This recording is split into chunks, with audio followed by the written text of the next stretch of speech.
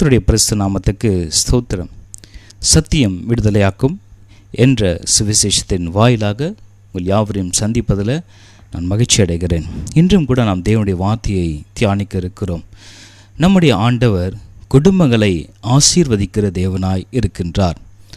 குடும்பங்களில் உள்ள ஒவ்வொருத்தருடைய தேவைகளை அறிந்திருக்கிற தேவன், அவருடைய சுகபல ஜீவனை கொடுத்து ஆசீர்வதிக்கிற தேவன், ஒவ்வொரு குடும்பத்துக்கு வேண்டிய காரியங்களை அதினதின் காலத்தில் அவர் நேர்த்தியாய் செய்து முடிக்கிறவராயும் இருக்கிறார். நாம் குடும்பங்களை குறித்து பார்க்கும் பொழுது சமீப காலத்தில் குடும்பங்களில் அநேக பிரச்சனைகளை குறித்து நாம் பார்த்து கொண்டிருக்கிறோம்.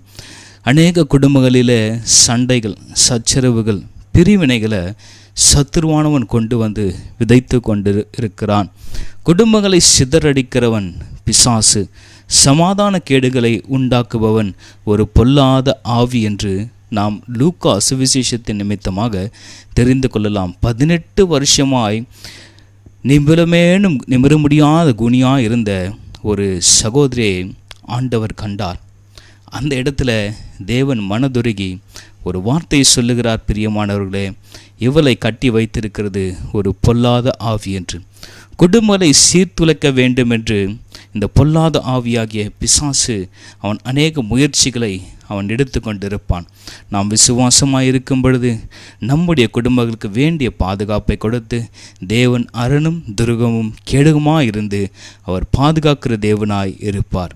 2 சாமுவேலின் புஸ்தகம் 3ஆம் அதிகாரம் 1வது வசனத்தில் நாம் வாசிக்கும் பொழுது, சவுலின் குடும்பத்திற்கும் தாவீதின் குடும்பத்திற்கும் நெடுநாள் யுத்தம் நடந்தது.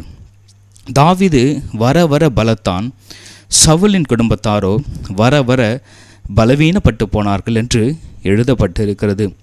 சவுலின் குடும்பம், தாவீதின் குடும்பம், 2 குடும்பங்களை குறித்து சொல்லப்பட்டிருக்கு. தாவீதின் குடும்பமோ வர வர பலத்ததாக இருந்தது, ஸ்ட்ராங் என்று சொல்லப்படுகிறது.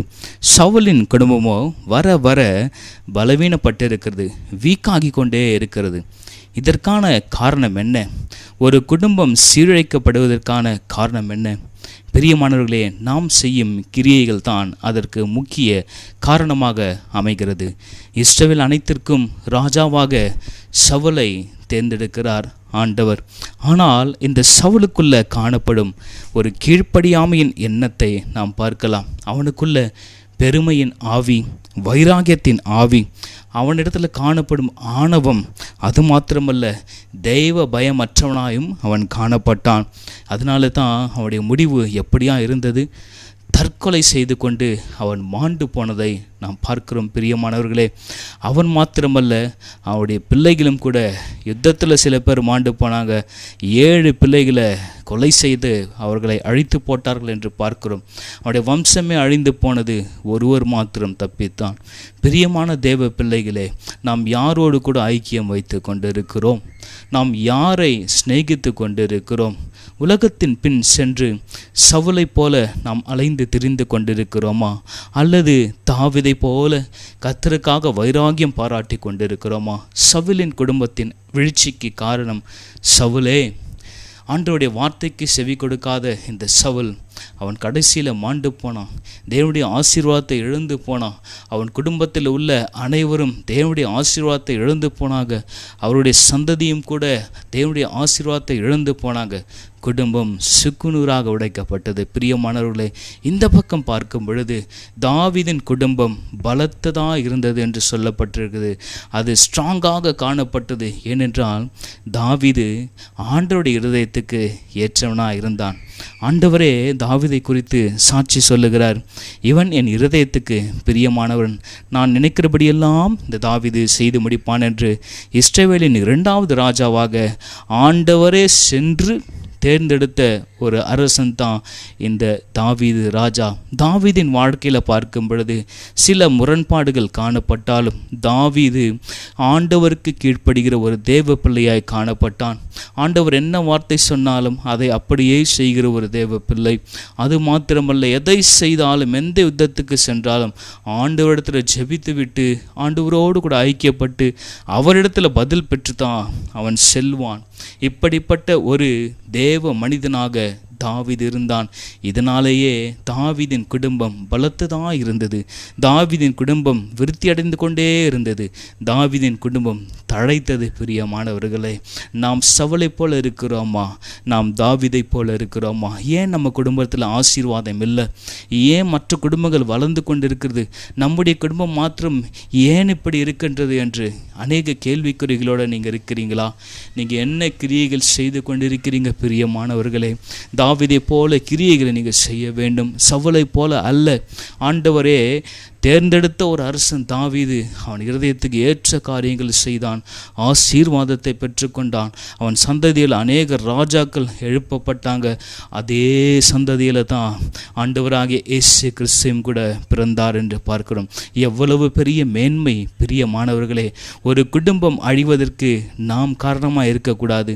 நம்முடைய குடும்பத்தின் வளர்ச்சிக்கு தான் நாம் காரணமாக இருக்க வேண்டும். நம்மிடத்தில் காணப்படும் துர்குணங்கள், கோபங்கள், வைராகியங்கள், சண்டை பண்ணும் வல்லமைகள், நம்மிடத்தில் காணப்படும் அசுத்தமான குணங்கள் எல்லாவற்றையும் நாம் இந்த நாளிலே எடுத்து போட வேண்டும். அப்பொழுது ஆண்டவர் சொல்லுகிறார், தாவீதுக்கு கொடுத்த ஆசீர்வாதங்களையும் அவன் சந்ததிகளுக்கு கொடுத்த ஆசீர்வாதங்களையும் நான் உனக்கு கொடுப்பேன் என்று ஆண்டவர் சொல்லுகிறார். தாவீதின் குடும்பம் வர வர அவர்கள் ஸ்ட்ராங் ஆகிக்கொண்டே போனாங்க. அவர்கள் பலத்தார்கள். பிரியமானவர்களே, உங்களுடைய குடும்பத்தையும் தேவன் ஸ்ட்ராங்காக மாற்றுவார். அவர் உங்களுடைய குடும்பத்துக்கு வேண்டிய அனைத்து காரியத்தையும் செய்து முடிக்கார். நீங்கள் அவருக்கு இடம் கொடுக்க வேண்டும். கர்த்தருடைய பிரியமான தேவ பிள்ளைகளே, அவருக்கு நீங்கள் செவி சாய்ப்பீர்களானால், ஆண்டவருடைய சத்தத்துக்கு நீங்கள் செவி சாய்ப்பீர்களானால், ஆண்டவர் நிச்சயமாய் உங்களை கொண்டு அநேக காரியங்களை செய்து முடிப்பார். அநேகருக்கு ஆச்சரியமாக இருக்கும். உங்கள் குடும்பத்தை ஆசீர்வதிப்பார், மேன்மைப்படுத்துவார். அநேகருடைய கண்களுக்கு அது ஆச்சரியமாக இருக்கும். பிரியமானவர்களே, ஆண்டவர் உங்களை வெளிச்சத்தின் பாதையில் நடத்த வேண்டும் என்று வாஞ்சித்து கொண்டிருக்கிறார். சவுலை போல கீழ்ப்படியாமையின் எண்ணம் நமக்குள்ள வேண்டாம். சவுலை போல ஆணவம் நமக்குள்ள வேண்டாம்.